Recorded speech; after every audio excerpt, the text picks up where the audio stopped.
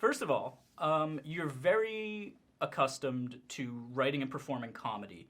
And I also know that you're a huge fan of classic mysteries, classic murder mysteries, classic noir. So I know that you have experience writing and performing comedy and a great appreciation for what that entails. But what's it like to sort of go ahead and try to make a mystery, which is something else that you haven't really tried doing, but that you also have a great affinity for? Well, it was a challenge because I am a fan of the genre. I wanted to, do a good job with it. I didn't want to do something kind of slap. I was going to say half-assed. Can we say half-assed? I wanted to make a good job of it, because I am a fan of the genre, like you say, and I'd never done it before. So it was really a case of doing a little bit of research, finding out how to structure a mystery and what's involved in it, and then just sitting down and hammering it out. And I took my time with the script. It was about 3.5 years I spent on the actual writing process, from the time I first started till we went to camera. Is there a lot of guesswork when you go into making a mystery and you're sorting out all these plot points and all these twists that you eventually have to have? Because I could imagine in a lot of ways it's a lot like comedy, where it's a lot of trial and error and just piecing things in and seeing if it works, and maybe it doesn't work, or maybe it's too silly, maybe it's not right for this. What's the process of sort of mapping out a comedic mystery like when you have to balance the two? The main thing, the most important thing for me with this was to forget that it was a comedy and write a good, solid mystery. And that's kind of what we wanted to do from the get-go, was let's make a mystery let's make a movie that would hold water even if it weren't funny, that would have a good, solid story, good characters, a lot of thrills and action, and it would be entertaining even if it wasn't funny, and then you bring funny into it as a layer. And so that's kind of what I had to do with this. I had to write a mystery that actually made sense. And it is a lot of back and forth, and you got to go back and plant clues and trial and error, like you say. When you come up with a good thing that you feel would work in the script, you have to find a way to go back and justify it. So it's a lot of laying pipe, and it's a lot of work. And then the comedy, I'm a big believer that if the characters are real and believable, the comedy becomes easier, as opposed to, I didn't want to do a zany, wacky, over-the-top, bumbling thing. I wanted this to be very real, and the characters in this are very real. So, and most of the comedy comes from dialogue, Leo just saying funny things. So if it feels real, the comedy is much better, I find. Yeah, and the fact that you're also not playing this bumbling character, which a lot of times in these movies, the sort of naive detective really is sort of a massive bumbler and not just someone who's a little bit clueless and out of his element. There's also this thing where you've also written the film, you know the mystery, and you have to perform in it as someone who does not know the mystery, which I think to a certain degree would add a little bit more difficulty to the material, wouldn't you say? When I'm acting, I just kind of go scene by scene, and I really kind of try and,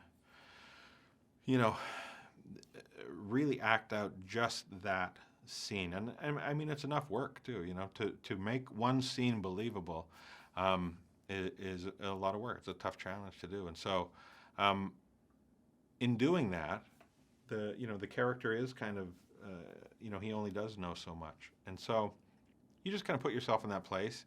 And if it works, it works well. If it doesn't, usually your director will call you on it and go, "That seems very fake. Could you do it less horrible?" You get those kind of directions. And I get less cartoony. That's what I get sometimes. That was good. Could you do it less cartoony? I don't know if I can. especially when you're working with someone like Carl, who you've worked with before in the past, and actually has that background of doing a lot more, independent dramas and comedies and things where those beats really have to sort of resonate with an audience. What's it like bringing him on board a project like this that you've been a part of to sort of bring out that realness? Well, it was very important because this movie, if it's not real, and kind of nothing else works in it, and so we knew that we needed to find a legitimate filmmaker, like somebody who really knows how to visually tell a story and how to put a movie together. And Carl is that guy. He's great at it. Like you said, he's done a lot of independent movies. He's also a guy who's used to making a small budget look much bigger. He can make $1 look like $10.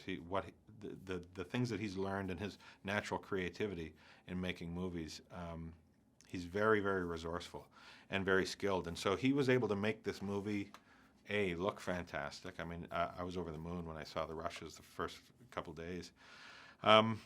and he's good at keeping everything on track and keeping it real and stepping in when it's feeling like it's maybe going off the rails a bit. So having somebody like that is crucial. And also, it's a Canadian production, which means there's not a ton of money to be thrown around in. So it's nice that you're shooting out in BC, which I always thought had all of these really great sort of locations that would be great for noir, sort of these old like theaters and stores and things like that you really can't get in many other cities. And I know you really wanted this to be a movie where Vancouver plays Vancouver. So what was it like actually going there and being able to see all these locations? And were you sort of writing it with that sort of thing in mind? Well, I mean, Vancouver's been home for me for about 20 years, so I've become very familiar with it. And like you said, there's all these amazing, just visually, architecturally fascinating areas. Beautiful, gleaming modern towers, and then dark stone alleys where somebody was murdered the night before, right? So it has all those elements, and that's what this movie required.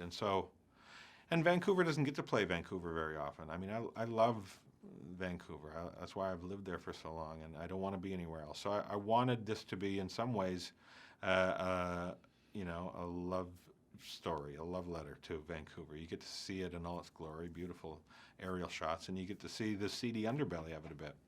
So, it was important to me. And it was interesting, the crew, when we started shooting this, the crew said, "So what city is Vancouver supposed to be?" Because that's normally what they have to do, right? And I said to them, "No, it's Vancouver." And they were kind of overjoyed that Vancouver actually gets to be Vancouver, because you just don't see it enough, and it's such a fantastic place. Because you don't have to really overthink it; it's already there. You don't Yeah. have to really set dress it or dress it up to be anything. Yeah, else. and we're not trying to lie and say it's not Vancouver. Because that's usually what Canadian productions have to do. For the international markets or whatever, they want to say, well, it's not a Canadian, it's just a city. But we didn't hide it. When you see money, it's Canadian money. You see Vancouver landmarks throughout the movie. We just don't make a big deal of it. I also read that in this movie you get to do your own stunt to a certain degree. So I to did. speak. I mean, there was only one that they felt was too dangerous for me to do. It involved whirling propellers on a boat, so I was fine to walk away from that one. But yeah, I did some. I did my own kind of fight scenes, and I shouldn't say fight. I get beaten, more like it.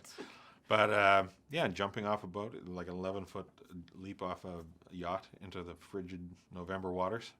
So it was fun to do.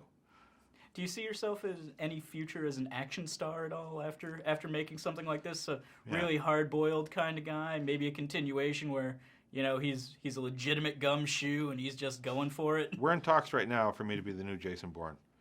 Matt Damon has moved on, and it's going to be me now. Well, I think that's a perfect fit. But it's going to be more Jason Bourne, with his feet up watching TV.